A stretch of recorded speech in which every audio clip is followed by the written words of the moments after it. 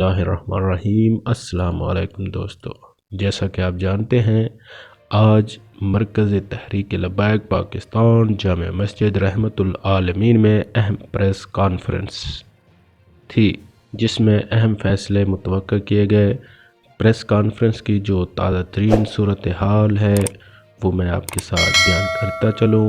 کہ اس میں جو بات چیت ہوئی ہے تو اس میں ڈاکٹر شفیق امینی صاحب نے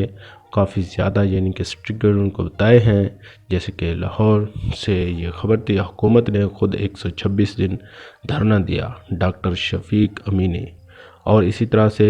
آگے اس نے کہا کہ پی ٹی وی پر حملہ کیا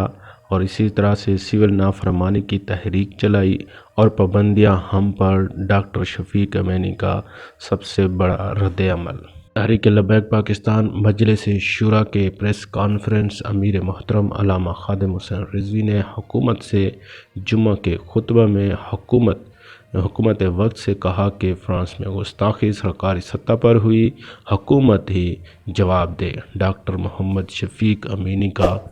رد عمل۔ تحریک لبیک پاکستان مرکزی مسجد رحمت العالمین میں اہم پریس کانفرنس ہوئی۔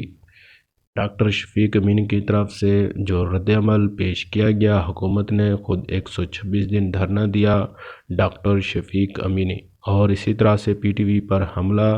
کیا، لاہور سول نافرمانی کی تحریک چلائی اور پابندیاں ہم پر، ڈاکٹر شفیق امینی کا کہنا ہے۔ تحریک لبیک مجلس شورا کی پریس کانفرنس امیر محترم علامہ خادم حسین رضوی نے حکومت سے جمعہ کے خطبہ میں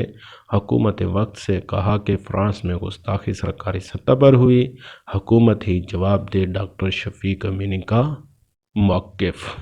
اللہ حافظ، اپنا خیال رکھیے گا۔